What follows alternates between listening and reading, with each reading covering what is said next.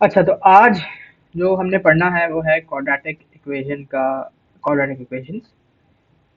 ये आपके पास इक्वेशंस का जो है वो लास्ट पार्ट है। सबसे पहले हमने साइमल्टेनियस इक्वेशंस पढ़ा, फिर अलजेब्रिक इक्वेशंस पढ़ा, अब आखिरी पढ़ रहे हैं क्वाड्रेटिक इक्वेशंस। इसके बाद इक्वेशंस खत्म। तो शुरू करते हैं। सबसे पहली चीज, सबसे पहला सवाल कि क्वाड्रेटिक इक्वेशन होती क्या है। ठीक है, देखिए क्वाड्रेटिक इक्वेशन उस इक्वेशन को कहते हैं that contains x square terms. ठीक है, यानी कि कोई भी एक ऐसी इक्वेशन जिसके अंदर जो हाईएस्ट टर्म होती है वो एक्स स्क्वायर हो, या एक्स या कोई भी वेरिएबल हो सकता है, वाई जी टी कुछ भी। तो खैर, जो वेरिएबल होता है इक्वेशन में उसकी जो हाईएस्ट पावर होती है वो स्क्वायर होती है। तो वो इक्वेशन कहलाती है quadratic equation. Equations that contain x square terms are called quadratic equations. अच्छा, अब आपके पास जो स्टैंडर्ड क्वाड्रेटिक इक्वेशन है वो कुछ इस तरह से दिखती है। A X square plus B X plus C equals to zero. ठीक है, ये स्टैंडर्ड आपके पास क्वाड्रेटिक इक्वेशन। अब यहाँ ये जो ए बी और सी है ना, ये आपके पास कांस्टेंट्स हैं। ठीक है, इनकी जगह कोई भी नंबर हो सकते हैं। ठीक है ना, A B C are numbers. तो इसकी जगह कोई भी आपके पास नंबर्स हो सकते हैं। ठीक है, बाकी ये जो एक्स स्क्वायर है, एक्स है और इसके साथ तो खैर कुछ है ही नहीं। तो बहरहाल इनकी जो पावर्स होंगी आपके पास वो डिक्रीजिंग होगी। यानी कि यहाँ पर जो आपके पास एक्स है उसकी पावर 2 है, यहाँ पर जो एक्स है उसकी पावर 1 है, और यहाँ पर एक्स है उसकी पावर 0 है। ठीक है, तो अब आपने इंडाइसिस के अंदर ये चीज़ पढ़ी थी कि कोई भी चीज़ और उसकी पावर 0 हो तो वो इक्वल्स टू 1 होती है। तो सी के साथ मैं 1 लिखूँ, एक्स एक्स पावर 0 लिखूँ या ना लिखूँ, इससे कोई फ़र्क पड़ता नहीं है, तो इसलिए मैंने नहीं लिखा। सही है, तो बहरहाल इस फॉर्म में जो भी इक्वेशन आपके पास आएगी वो क्वाड्रेटिक इक्वेशन कहलाएगी। अब आपके पास जो है ना एग्जामिनर ये चीज़ें नहीं पूछता। सही है, वो आपसे क्या पूछता है, वो आपको क्वाड्रेटिक इक्वेशन देकर आपसे कहता है कि भाई इसको सॉल्व करके दिखाओ। सही है, क्वाड्रेटिक इक्वेशन को आप सॉल्व करते हैं फॉर एक्स, और फिर आपके पास एक्स की दो वैल्यूज आती हैं जब आप उसको सॉल्व कर लेते हैं। ठीक है, दो वैल्यूज हमेशा क्वाड्रेटिक इक्वेशन जब भी आप सॉल्व करेंगे ना तो एक्स की दो वैल्यूज आएंगी। वो दोनों वैल्यूज जो है वो सेम भी हो सकती हैं, डिफरेंट भी हो सकती हैं, डिपेंड करता है इक्वेशन पे। ठीक है, अच्छा, अब क्वाड्रेटिक इक्वेशन को सॉल्व करने के तीन तरीके हैं। पहला तरीका है फैक्टराइजेशन, दूसरा तरीका है कंप्लीटिंग स्क्वायर मेथड, और तीसरा तरीका है क्वाड्रेटिक फॉर्मूला। ठीक है, इन तीन तरीकों से आप क्वाड्रेटिक इक्वेशन को सॉल्व कर सकते हैं। हम ये तीनों तरीके सीखेंगे और फिर हम ये सीखेंगे कि इन तीनों तरीकों को कब यूज करना है, यानी कि किस तरीके को कब हमें यूज करना है, किस सिचुएशन में यूज करना है। ठीक है, अच्छा, सबसे पहला तरीका है फैक्टराइजेशन। ठीक है, ये मैं अभी सिखाऊंगा, अभी सिर्फ इनकी मैंने डेफिनेशन लिखी हुई है। फैक्टराइजेशन हमने एल्जेब्रिक इक्वेशंस के अंदर भी पढ़ी थी। ठीक है, जो थ्री टर्म्स के अंदर हम फैक्टराइजेशन कर रहे थे ना, तो बेसिकली वही आपके पास यहाँ पर है, middle term break and solve to find values of x.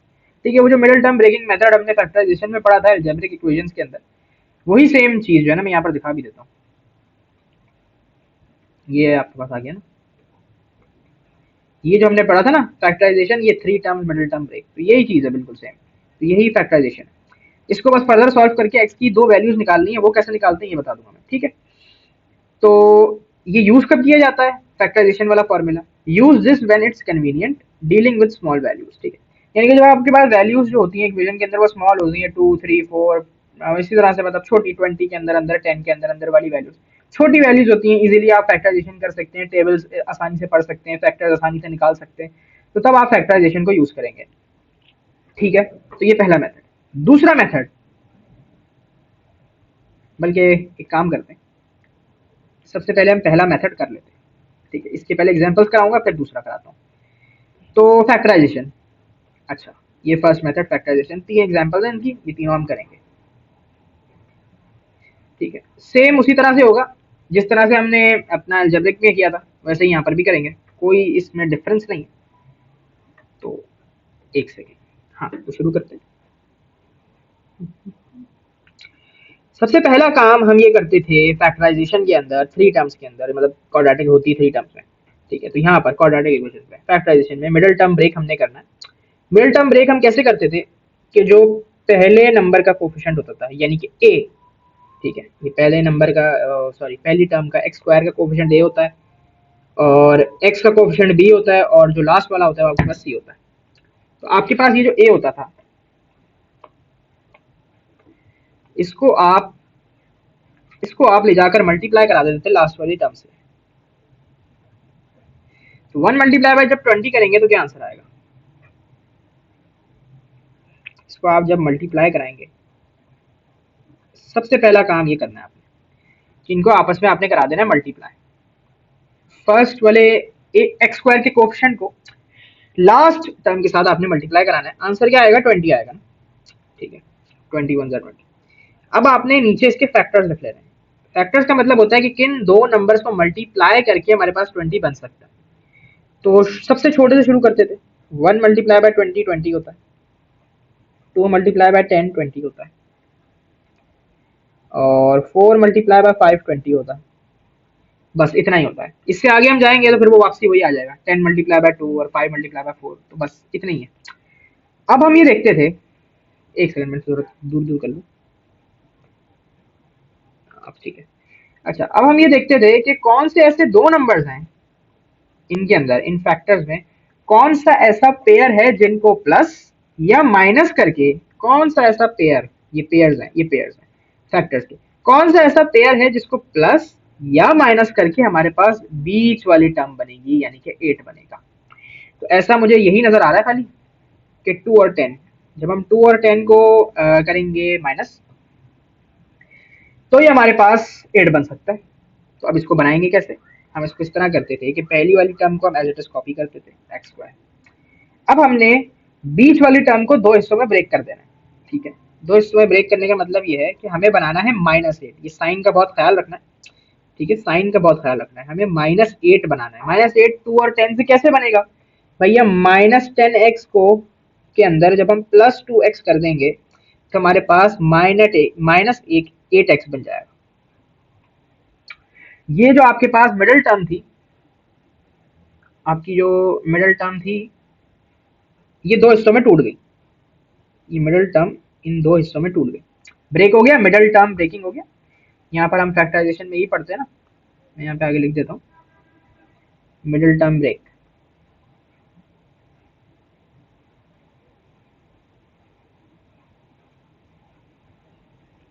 अच्छा, अब ये हमने मिडिल टर्म ब्रेक कर ली, सही है। ये मिडिल टर्म ब्रेक हो गई। -10x को, ये -10x जब -10 में +2 करेंगे तो -8 बन जाएगा। मैंने कुछ भी नहीं किया, उसके साथ सिर्फ x लगा दिया ताकि ये जो x है ये हमारे पास आ जाए। बाकी लास्ट टर्म को फिर एज इट इज कॉपी कर दिया। अब हम करेंगे पेयरिंग। पेयरिंग का मतलब ये है कि इन दो पर एक ब्रैकेट लगा दें, इन दो पर एक ब्रैकेट लगा दें। अब दोनों ब्रैकेट्स में से जो कॉमन चीजें हैं वो निकाल लें। कॉमन निकालना है, अलजेब्रिक इक्वेशन में सीखा था ना कॉमन कैसे निकालते थे, तो बस वैसे ही कॉमन निकालना है। पहली वाली में मुझे x कॉमन नजर आ रहा है, जब x स्क्वायर में से x जाएगा तो x बचेगा, 10x में से x जाएगा तो 10 बचेगा। दूसरी वाली में मुझे +2 कॉमन नजर आ रहा है, जब +2 x में से जाएगा तो x बचेगा और -20 में से जाएगा तो -10 बचेगा। इक्वल्स टू 0 करना ना भूलिएगा। अब देखिए हमारे पास दोनों ब्रैकेट सेम हो गए। जब दोनों ब्रैकेट सेम हो गए तो इसका मतलब मैंने आपको ये बताया था कि हम सही जा रहे हैं। तो जो कॉमन ब्रैकेट है उसको एक बार लिखते थे, फिर जो बाकी दो नंबर्स हैं उनको एक साथ लिख देते थे, कॉमन जो हमने निकाले ना, ये जो कॉमन हमने निकाले ना इनको एक साथ लिख देते थे x+2। अच्छा, अब यहाँ पर अलजेब्रा में तो हम यहाँ पर इसको छोड़ देते थे क्योंकि अलजेब्रा के अंदर हमारे पास बस इतना ही होता था। लेकिन यहाँ पर हमें इसको मजीद सॉल्व करके ना x की दो वैल्यूज निकालनी है। अब वो दो वैल्यूज कैसे निकलेंगी वो सीखना है। फिर वो ऐसे निकलेंगी कि आप दोनों ब्रैकेट्स को अलग अलग इक्वल टू 0 रखेंगे, यानी कि x-10 इक्वल टू 0 और x+2 इक्वल टू 0, ठीक इस तरह से। अब आप कुछ भी नहीं करना आपने, -10 को उधर ले जाएंगे तो ये 10 आ जाएगा, +2 को उधर ले जाएंगे, उधर जाके वो -2 हो जाएगा।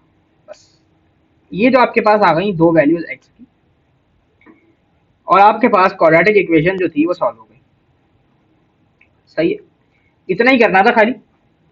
तो सबसे पहला काम आपने फैक्टराइजेशन मेथड, जो पहला मेथड है हमारा, उसमें आपने ये किया कि मिडिल टर्म को ब्रेक किया। कैसे किया?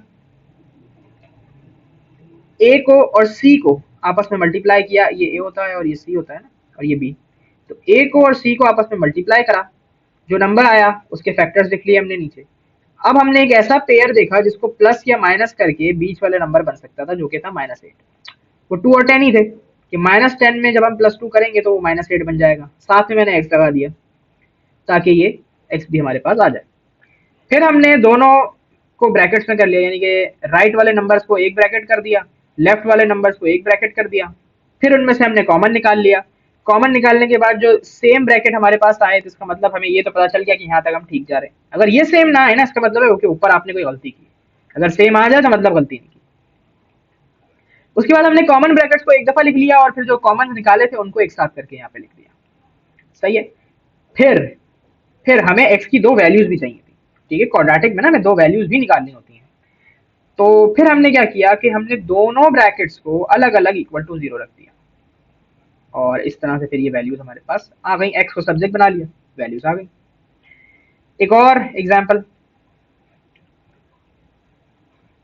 उसी तरह से, थोड़ा सा तेज कराता हूँ। ये आप इसको मल्टीप्लाई कर देंगे इसके साथ, ए को सी से मल्टीप्लाई करेंगे, 24 आ जाएगा। 24 के फैक्टर्स लिख लें। 1 को 24 से मल्टीप्लाई करेंगे तो 24 बनेगा। 2 12 जार 24 बनेगा। 3 8 जार 24 बनेगा। 4 6 जार 24 बनेगा। बस इतना ही। अच्छा, अब आपने कोई ऐसा पेयर ढूंढना है भाई जिनको प्लस या माइनस करके हमारे पास -14 यानी कि बी बन सके। तो वो पेयर मुझे जो यहाँ पर नजर आ रहा है वो यही है, 2 और 12 वाला। 2 और 12 वाला। तो अब इसको ब्रेक कर लेते हैं। पहली टर्म को पहली टर्म को एज इट इज कॉपी करेंगे, और 12 को जो है वो ये हो जाएगा, हाँ, -12x -2x करेंगे तो -14x बन जाएगा। लास्ट टर्म को एज इट इज कॉपी करके इक्वल टू 0। अच्छा, अब ये -12 -2 जो है वो इक्वल टू -14 होता है ना। एक्स बाकी मैंने इसके लिए लगाया। अब ब्रैकेट्स लगा लेंगे। फिर ब्रैकेट्स में से कॉमन निकाल देंगे, यहाँ से एक्स कॉमन निकलेगा, एक्स -12 बचेगा। यहाँ से -2 कॉमन निकलेगा। और ये भी हमने पढ़ा था अलजेब्रा के अंदर कि जब भी इस नंबर के साथ किसी भी ब्रैकेट में से जो पहला नंबर है उसके साथ नेगेटिव साइन होगा तो नेगेटिव साइन को भी हम कॉमन निकालते थे। तो ये भी अब हमारे पास, देखें, ब्रैकेट सेम हो गए। अब कॉमन ब्रैकेट को एक बार लिख लेंगे, दूसरे वाले बाकी जो दो कॉमन है उनको एक साथ लिख लेंगे ब्रैकेट करके। अब एक्स की दो वैल्यूज निकालने के लिए हम दोनों ब्रैकेट्स को इक्वल टू 0 अलग अलग रखेंगे। तो हमारे पास एक्स की जो दो वैल्यूज आएंगी वो यहाँ पर आ जाएगी 12, यहाँ पर आ जाएगी 2। ये सॉल्व हो गई क्वाड्रेटिक इक्वेशन हमारे पास। कौन से मेथड से? फैक्टराइजेशन मेथड से। ये दो एग्जाम्पल, एक और एग्जाम्पल करके दिखाता हूँ।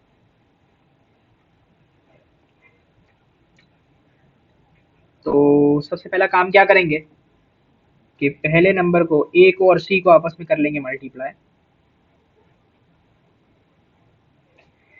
3 4 जार आपके पास होता है 12। 12 के फैक्टर्स लिख लेंगे। 1 multiply by 12, 2 multiply by 6, 3 multiply by 4। अब एक ऐसा पेयर देखना है इनमें से जिनको प्लस या माइनस करके हमारे पास बन जाए +2, और +2 बन जाए।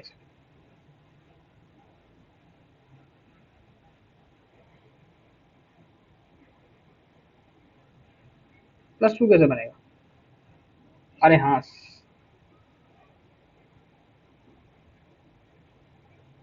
इससे बनेगा मेरे ख्याल से। 2 और 6 से बन जाएगा।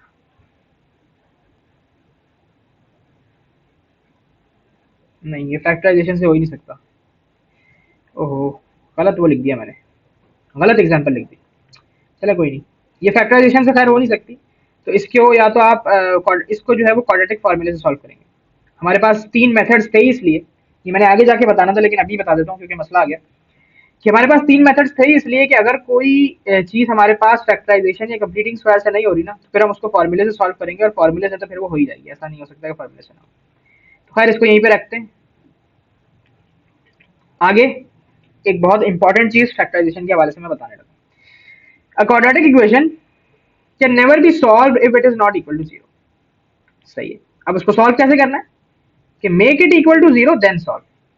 यानी कि आपके पास अगर एक क्वाड्रेटिक इक्वेशन है और वो इक्वल टू जीरो नहीं लिखी हुई ना, तो आप उसको सॉल्व नहीं कर सकते। वो इक्वल टू 2 है, 5 है, 6 है, तो आपको पहले उसको इक्वल टू जीरो लाना पड़ेगा। इक्वल टू जीरो जब आप लाएंगे तो ही वो सॉल्व होगी, वरना वो सॉल्व नहीं हो सकती। और आपको उसको स्टैंडर्ड फॉर्म में लाना पड़ेगा, ये जो स्टैंडर्ड फॉर्म है ना इसके अंदर। और बाकी ये जो साइंस है ना बीच में लगे हुए प्लस, ये माइनस भी हो सकते हैं, ये प्लस माइनस भी हो सकते हैं, ये प्लस माइनस इस तरह से भी हो सकते हैं, ये माइनस माइनस भी हो सकते हैं, कुछ भी हो सकता है। हाँ लेकिन ये याद रखना कि पहले वाले को हमेशा पॉजिटिव रखना है। एग्जाम्पल दिखा रहा हूँ मैं आपको यहाँ पर किसी चीज की। देखिए अब यहाँ पर ये जो इक्वेशन है ना हमारे पास, ये इक्वल टू जीरो रखी हुई है, तो अब आप इन ब्रैकेट्स को इक्वल टू 2 नहीं रख सकते, ये चीज गलत है। ये ब्रैकेट्स सिर्फ इक्वल टू जीरो होते हैं यहाँ पर। अगर यहाँ पे जीरो होता ना, फिर मैं इन ब्रैकेट्स को इक्वल टू जीरो रख लेता, लेकिन ये इक्वल टू 2 है, तो ये चीज गलत है। तो हमेशा इक्वल टू जीरो होगी तो ही आप उसको रख सकते हैं, तो ये चीज तो बिल्कुल गलत है। अब इसका करेक्ट वे क्या है इसका सॉल्व करने का? भाई इसका करेक्ट वे सिंपल सा है कि आप इसको सॉल्व करेंगे, सबसे पहले तो इसको सिंप्लीफाई करेंगे। सिंप्लीफाई कैसे करते थे ब्रैकेट्स को कि इसको इससे मल्टीप्लाई करेंगे, इसको इससे, फिर इस नंबर को इससे मल्टीप्लाई करेंगे और फिर इसको भी इससे भी करेंगे, फिर सिंप्लीफाई कर लेंगे। पहले मल्टीप्लाई कर लेते हैं, तो एक्स एक्स जो होगा एक्स स्क्वायर हो जाएगा,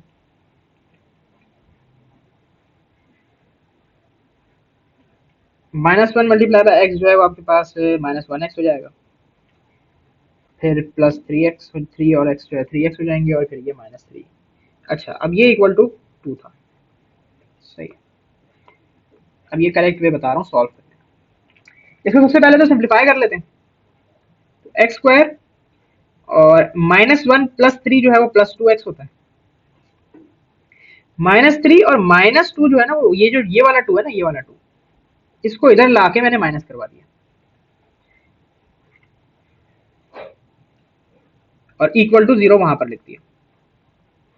अब देखें, -3 -2 -5, अब मेरे पास ये इस फॉर्म में आ गई। अब ये जो मेरे पास आई है ना, ये ax² plus bx plus c वाली फॉर्म में आ गई।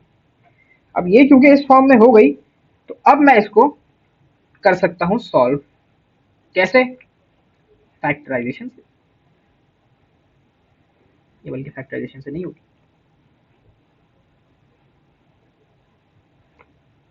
तो खैर अब मैं इसको किसी भी तरीके से, 3 तरीके हैं उनमें से किसी भी तरीके से सॉल्व इसको कर सकता हूं। तो ये चीज मैंने एक बतानी थी, इंपॉर्टेंट चीज फैक्टराइजेशन। तो ये था खैर पहला मेथड हमारे पास, मिडिल टर्म ब्रेकिंग वाला। तो अगर कोई सवाल आपके पास मिडिल टर्म ब्रेक से सॉल्व नहीं होता तो टेंशन नहीं लेनी, क्योंकि 2 मेथड और हैं। ठीक है, अगर कोई दूसरे मेथड से भी नहीं होता तब भी टेंशन नहीं लेनी, तीसरे से तो पक्का पक्का वो हो ही जाएगा। ठीक है, तीसरे से तो हमेशा होगा। अब दूसरा मेथड हम पढ़ते हैं, कंप्लीटिंग स्क्वायर। कंप्लीटिंग स्क्वायर के अंदर सीन ये है कि आपके पास एक कंप्लीटिंग स्क्वायर फॉर्म होती है। ठीक है, ये फॉर्म होती है। ठीक है, इस फॉर्म के अंदर आपको क्वाड्रेटिक इक्वेशन को कन्वर्ट करना पड़ता है, यानी कि आपको ये जो है ना, ये चीज, इसको कन्वर्ट करना पड़ेगा इसमें, ये कन्वर्ट होगी इसमें। ठीक है, फिर सॉल्व होगी।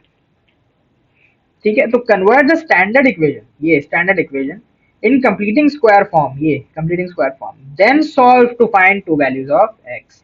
ये मैंने नीचे इसकी एग्जांपल लिखी है कि इस तरह से ये हो सकता है। ठीक है, इसका मतलब बताने का ये था कि देखें जरूरी नहीं है कि ये माइनस और ये प्लस ही हो। ठीक है, मतलब साइंस तो चेंज हो सकते हैं, यहाँ पर जैसे चेंज हो रहा है ना मेरे पास। खैर अब इसकी कुछ एग्जांपल्स करके ना सीखते हैं इसको कैसे करना है। ये रहा second method, completing square express in the form. ये जो कंप्लीटिंग स्क्वायर फॉर्म है, इस फॉर्म में अपने एक्सप्रेस करके इसको सॉल्व करना है। तो एक्सप्रेस करते हैं सबसे पहले, फिर सॉल्व भी करेंगे। अच्छा, अब इसको करने का तरीका क्या है? देखिए, सबसे पहला काम आपने ये करना है, पहली टर्म एज इट इज आएगी, दूसरी टर्म भी एज इट इज आएगी। अब आपने क्या करना है, देखिए अब जो आपके पास b है, b यानी कि x का कोएफिशिएंट, ये होता है ना b, ये है, इसके इसको डिवाइड बाय 2 करके इसका स्क्वायर को प्लस और माइनस करेंगे। कैसे, मैं अभी बताता हूँ, कंफ्यूजन हो गई होगी थोड़ी सी, बता देता हूँ। ठीक है, ये 2 था ना, 2 को डिवाइड बाय 2 करके स्क्वायर, माइनस 2 करके स्क्वायर, -1, जो -1 था एंड वाला वो तो वैसे ही आएगा, इक्वल्स टू 0। अच्छा, अब कोई बोलेगा कि भैया ये और ये तो आपस में कैंसिल हो जाएंगे। हाँ बिल्कुल हो जाएंगे हमारे पास कैंसिल आउट, लेकिन हम कर क्या रहे हैं वो सीखना है अभी हमें। हम एक मकसद से कर रहे हैं, वो मकसद क्या है, वो मकसद बताता हूँ आपको मैं। देखिए आपने, अब इसको जरा पहले मैं मजीद सॉल्व कर लूँ ना आगे, फिर मैं बताता हूँ क्या है ये सही। अच्छा, 2 डिवाइड बाई 2 1 होता है।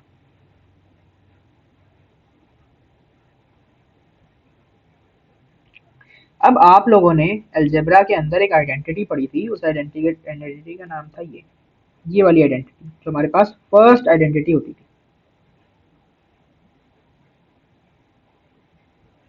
मैंने आपको बताया था कि कोई चीज अगर इस फॉर्म में हो तो उसको इस फॉर्म में लिख सकते हैं, कोई चीज इस फॉर्म में हो तो इस फॉर्म में भी लिख सकते हैं। अब आप जरा गौर से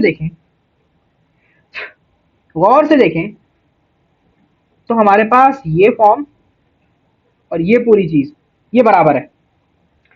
तो अगर मैं चाहूं तो मैं इसकी जगह इसको इस फॉर्म में भी तो लिख सकता हूं। तो मैं लिख के दिखाता हूं कैसे लिखूंगा, कि ए जो है हमारे पास एक्स है, बी जो है हमारे पास 1 है, साइन जो है वो हमारे पास ये वाला आता था, ये वाला साइन, यानी कि ये वाला साइन।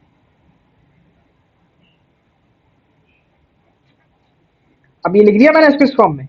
आगे क्या है, आगे तो इसके जो है वो -1 है, और -1 है, 1 का स्क्वायर 1 ही होता है, इक्वल टू 0। इसको सिंप्लीफाई कर लेता हूँ।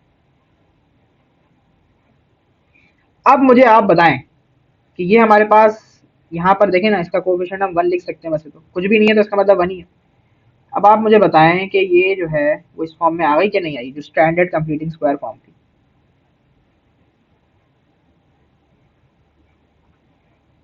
इस फॉर्म में आ गई ना। तो ये तरीका है कंप्लीटिंग स्क्वायर में इसको करने का, कि सबसे पहला काम आप ये करेंगे कि x का जो कोफिशिएंट होगा, यानी कि जो b है, b को डिवाइड बाय 2 करके उसका होल स्क्वायर कर देंगे, और फिर उसको प्लस भी करेंगे और उसी चीज को माइनस भी करेंगे, सेम चीज को। ठीक है, b को डिवाइड बाय 2 होल स्क्वायर और फिर उसको प्लस भी करेंगे माइनस भी करेंगे आफ्टर x। बाकी सारी चीजें बिल्कुल सेम रहेंगी, बस बीच में इधर इधर इस बीच में ये आ जाएगा। ठीक है, उसके बाद आपके पास होगा पता है क्या, कि आपके पास ये जो पहली 3 टर्म्स होंगी ना, वो इस फॉर्म में हो जाएंगी, ये वाली फॉर्म। तो आप जो है वो आइडेंटिटी की मदद से इसको इस फॉर्म में लिख देंगे। ठीक है, बाकी आगे जो नंबर्स होंगे उनको आप सॉल्व कर लेंगे। तो आपके पास जो है वो इस फॉर्म में, ये जो कंप्लीटिंग स्क्वायर फॉर्म है, इस फॉर्म के अंदर क्वाड्रेटिक इक्वेशन कन्वर्ट हो जाएगी। एक और एग्जांपल से समझा रहा हूँ, यहाँ पर हमारे पास ऑप्शन भी है। अच्छा, ये याद रहे कि आपने एक्स स्क्वायर का कोफिशिएंट जो है ना वो हमेशा 1 रखना है। सही है, तो इस वजह से मैं सबसे पहला काम ये करूंगा कि इसमें से मैं कॉमन निकाल लूंगा, कॉमन निकालूंगा मैं 2 को। ठीक है, कोफिशिएंट को बाहर कॉमन निकाल लूंगा ताकि एक्स स्क्वायर का कोफिशिएंट जो है ना वो 1 हो जाए। तो जब मैं 2 को कॉमन निकालूंगा ना, तो अंदर मेरे पास बच जाएगा एक्स स्क्वायर -2x। ठीक है, बाकी ये +1। अच्छा, अब ये जो इक्वेशन है ना, जो आपके मेरे पास ये है कोफिशिएंट है, उसको बाहर ही रहने दूंगा। और अभी पहले मैं इसको जरा सॉल्व कर लूंगा, अंदर वाली चीज को, ये जो मेरे पास ये वाली चीज है ना, इसके अंदर मैं जरा पहले कंप्लीटिंग स्क्वायर लगा देता हूँ। तो उसका तरीका सिंपल सा यही था कि मेरे पास एक्स स्क्वायर आता था, -2x आया। अब ये जो b है, इसके स्क्वायर को प्लस करेंगे और माइनस कर लेंगे, प्लस भी करेंगे माइनस भी करेंगे, बाकी वो +1 जो है अपना भार अपना ऐसे ही रहेगा।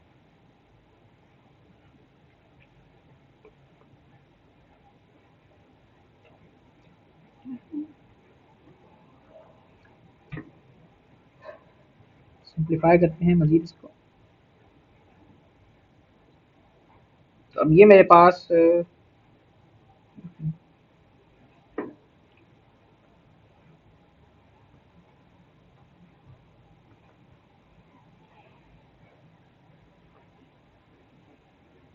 अब देखें, ये जो मेरे पास चीज़ है, ये मेरे पास आइडेंटिटी वाली फॉर्म में आ गई ये पूरी। अब इसको मैं आइडेंटिटी वाली फॉर्म में लिख लेता हूँ। ठीक है, तो ये बन जाएगा x-1 होल स्क्वायर। ये वाला साइन लगता था ना हमारे पास बीच में। बाकी ये a होता है और ये b होता है।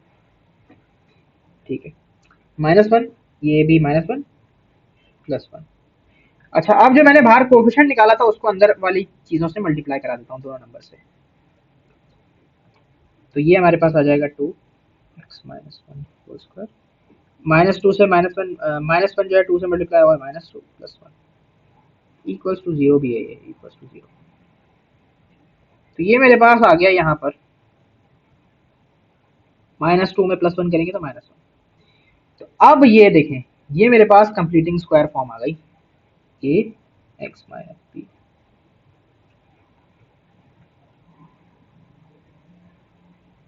ये आ गई कंप्लीटिंग स्क्वायर फॉर्म।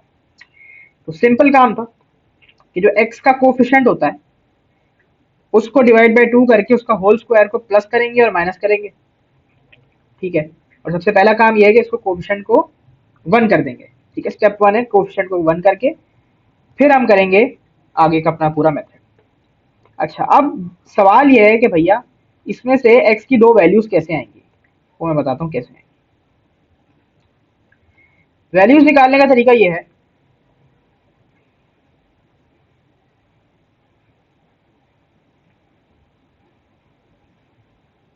मैंने यहाँ पर भी नहीं बताया, यहाँ पर भी बता देता हूँ कि वैल्यूज को कैसे निकालेंगे। देखिए, वैल्यूज को इस तरह से निकालेंगे कि अब आपने ना एक्स को सब्जेक्ट बनाना है। सब्जेक्ट किस तरह से बनेगी, बनेगा एक्स कि आप ले जाएंगे, मैं इसको मिटा देता हूँ इस जगह का मैं।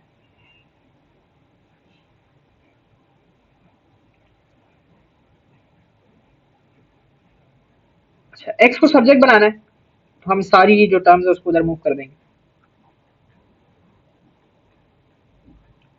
तो 2 मेरे पास जो है वो जब उस तरफ जाएगा तो +2 बन जाएगा और 1 जो है वो इसके साथ जाके डिवाइड हो जाएगा। फिर ब्रैकेट को खोल लेते हैं। ब्रैकेट को खोलने के लिए मैं दोनों तरफ रूट लगा दूंगा। प्लस माइनस जरूर लगाइएगा, ये और ये जब भी हम रूट लगाते हैं ना तो हमेशा प्लस माइनस लेते हैं। तो ये रूट और स्क्वायर जो है वो आपस में कैंसिल हो जाएंगे। तो मेरे पास जो है वो बचेगा यहाँ पर √2 + 1 और +-2 और 1 + 1 वहां हो रहा था, ये जो +1 था ये उधर जाके माइनस कर दूंगा, ये हो गया -1।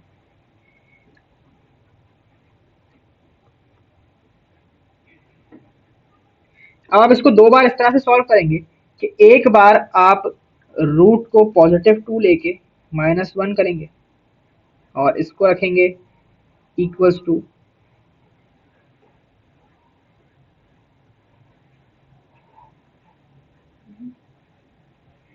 हाँ ये x इक्वल्स टू ये, और दूसरी बात आप रूट को नेगेटिव लेके ऐसे करेंगे। ठीक है, अब ये तो आपके पास फर्दर कैलकुलेटर से ही सॉल्व होगा, और तो इसको मैं यहीं पे छोड़ देता हूँ भारत। ये हमारे पास जो है वो दो वैल्यूज x की आ गई। जब आप इसको कैलकुलेटर से फर्दर सॉल्व करेंगे तो आपके पास प्रॉपर जो है वो वैल्यूज आ जाएंगी।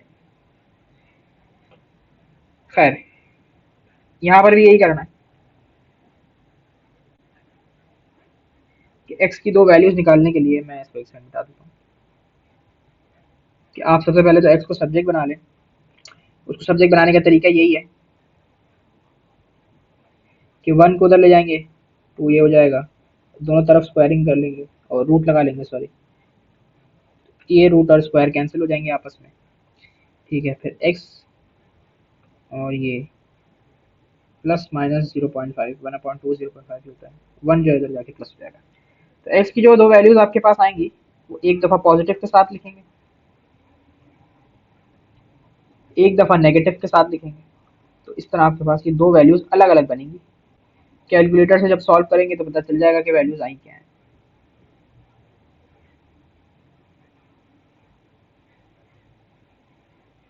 खैर, थर्ड एग्जाम्पल,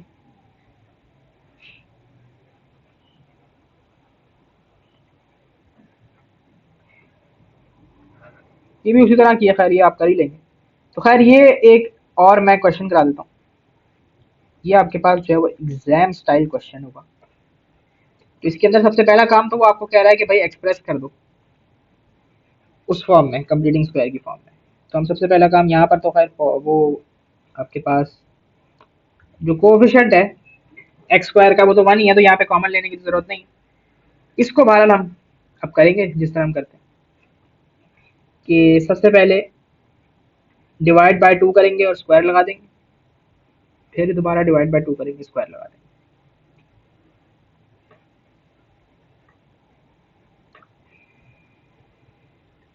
और आगे क्या है, +6।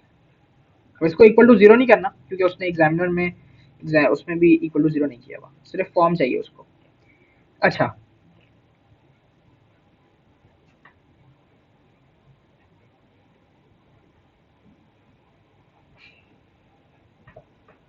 अब ये चीज आपके पास बन गई आइडेंटिटी वाली काम, आइडेंटिटी वाला काम हो गया यहाँ पर ये। तो लगा दें फिर, ए माइनस बी करना था, तो x-3 होल स्क्वायर, ठीक है। बहरहाल वो जो है वो -9 + 6। तो आपके पास ये जो आपके पास फाइनल आंसर बन जाएगा, -9 + 6 क्या होता है, -3। तो ये आपके पास आपका फाइनल आंसर बन जाएगा। ये आपके पास आपने फॉर्म में जो है वो शो कर दिया, वो जो फॉर्म उसने ऊपर बोली हुई थी आपको, ये फॉर्म आपने शो कर दी है कंप्लीटिंग स्क्वायर से। आगे वो कह रहा है कि इसी को सॉल्व करना है, इसी को उसने इक्वल टू जीरो अब रखा है, देखे ना यहाँ पर इसने नहीं रखा जीरो, यहाँ पर उसने लग दिया। अब कह रहा है giving an answer in the form of ये फॉर्म देगी। तो अच्छा, अब मेरे पास देखें ये चीज और ये चीज बराबर है ना, तो मैं चाहूँ तो इस पूरे को इस ये लिख दूं उस जगह, मैं लिख देता हूँ। अब मैं एक्स को बना लेता हूँ सब्जेक्ट, दोनों तरफ रूट ले लेंगे, प्लस माइनस लगाना ना भूलिएगा, कैंसिल हो जाएंगे। ये 3 वहां जाके प्लस हो जाएगा। ये मेरे पास जो फॉर्म है ना, ये आ गई पी क्यू वाली फॉर्म, ये जो उसने यहाँ पर बोली हुई है ना, ये देखें। और बल्कि इसको मैं जरा रीअरेंज कर दूँ,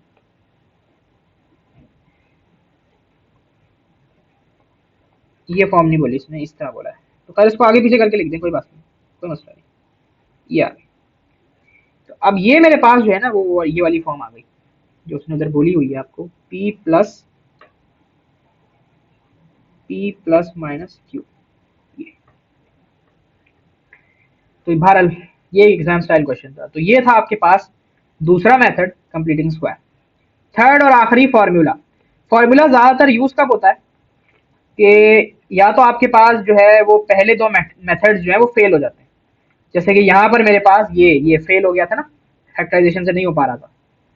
जब आपके पास पहले दो मेथड फेल हो जाते हैं ना, तो फिर आप फार्मूला लगाते हैं, या फिर आप फार्मूला तब भी लगा सकते हैं जब आपके पास वैल्यूज बहुत बड़ी होती है, आप टेबल पढ़ने में थोड़ी दिक्कत होगी, जिस तरह इस तरह यहाँ पर ये। और मैं अभी इस वाली को भी ना, ये जो फैक्टराइजेशन से मुझसे नहीं हो रहा था, कहाँ गया ये, इसको भी मैं सॉल्व करके दिखाऊंगा अभी आपको मिडिल टर्म ब्रेक से, ओ सॉरी फार्मूला से।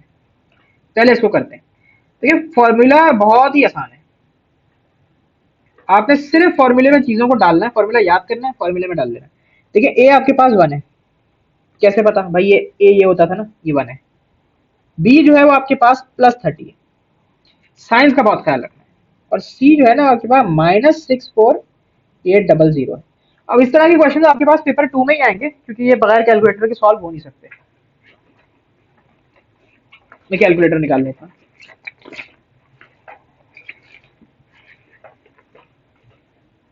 तो ये ए और बी और सी आपने सबसे पहले कोने में लिख लिया। अब कुछ भी नहीं करना, सिर्फ फॉर्मूले में डाल देना है। ये फॉर्मूला है ना, बस इसमें सब्स्टिट्यूट करा देना। तो माइनस बी यानी कि -30 हो जाएगा, प्लस माइनस बी स्क्वायर यानी कि ये 30 स्क्वायर हो जाएगा, -4। ए जो है वो 1 है, सी जो है वो -64800, ये है सी, डिवाइड बाय 2 ए जो है वो अगेन 1 है। अब एक्स इक्वल टू, अब इसको जरा सॉल्व कर लें। तो मैं जरा कैलकुलेटर निकालता हूँ, इसको सॉल्व करते हैं।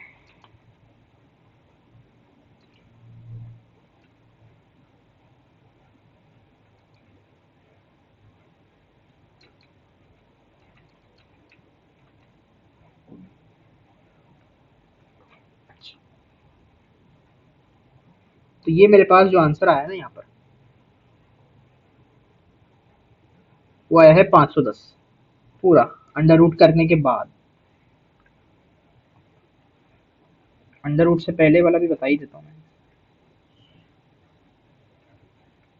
अच्छा, वो बहुत बड़ा वैल्यू आ रही है, तो खैर 510 ही कर लेते हैं। तो ये 510 अंडर रूट वगैरह करने के बाद सब, और नीचे जो है मेरे पास 2 है। अब एक्स की दो वैल्यूज चाहिए ना, तो दो वैल्यूज के लिए हम इसको दो दफा सॉल्व करेंगे ना। किस तरह से करेंगे भाई, सबसे पहले आप -30 प्लस 510 रखेंगे, डिवाइड बाय 2। उसके बाद आप -30 माइनस 510 रखेंगे। ये भी कैलकुलेटर से ही होगा।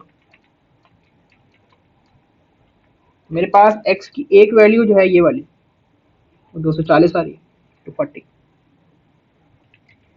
ये वाली जो है वो -270 आ रही है। तो ये आपके पास x की दो वैल्यूज आ गई।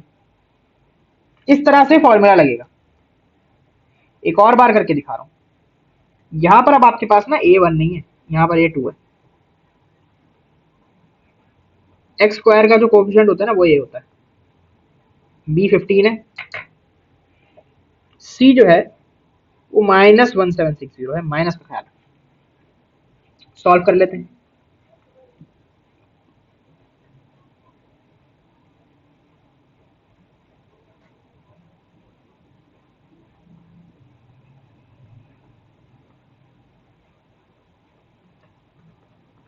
ये फॉर्मूले में मैंने सब कुछ डाल दिया। अब इसको मैं जरा एक दफा सॉल्व करवा देता हूँ, कैलकुलेटर में ही होगा ये भी।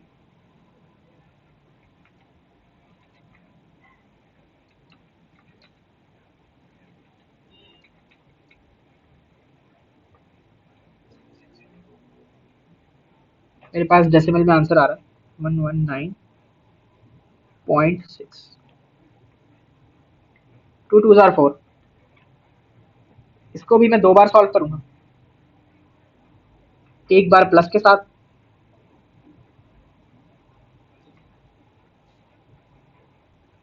एक बार माइनस के साथ। तो एक्स की दो वैल्यूज आ जाएंगी।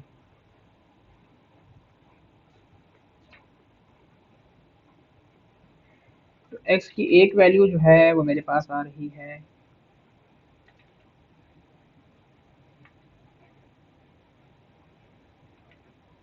119.6, ये है। तो एक्स की एक वैल्यू मेरे पास आ रही है 26.15। दूसरी वैल्यू मेरे पास आ रही है -33.65। तो ये दो वैल्यूज आ गई एक्स की। तो ये था बहरहाल फॉर्मूले को यूज करने का तरीका। अब वो जो मुझसे फैक्टराइजेशन से नहीं हो सका, वो पॉसिबल ही नहीं, मतलब मुझसे क्या आपसे भी नहीं होगा। तो अब इसको मैं जरा फॉर्मूले से करके दिखाता हूँ। ठीक है,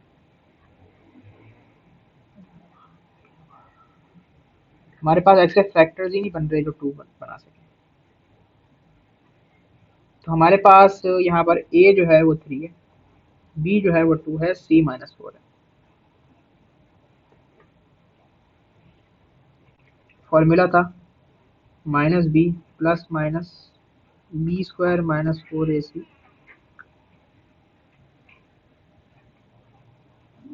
अपॉन 2 है। फॉर्मूले में डाल देते हैं वैल्यूज को।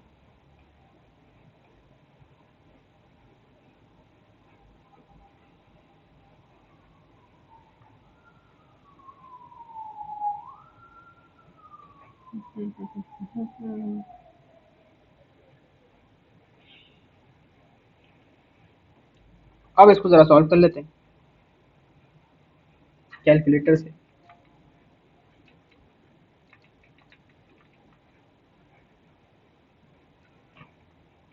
मेरे पास तो 7.211 आ रहा है, देखा, तभी ये नहीं हो रहा था, डेसिमल से सॉल्व हो रहा है, डेसिमल में आ रहा है।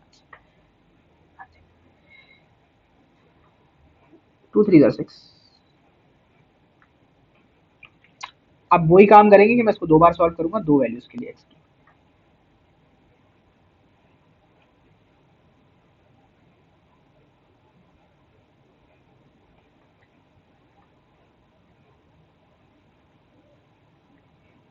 एक बार प्लस के साथ और दूसरी बार माइनस के साथ, तो मेरे पास एक्स की 2 वैल्यूज आ जाएंगी।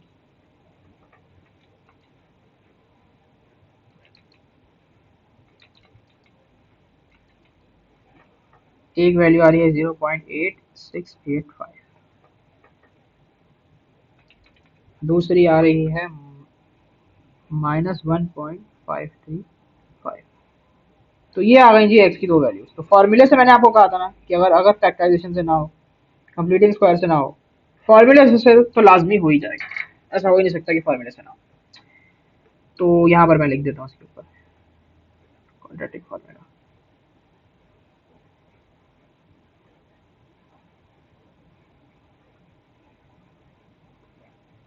तो ये फॉर्मूले से सॉल्व हुआ है। तो ये थी आपके पास क्वाड्रेटिक इक्वेशन, 3 मेथड्स थे।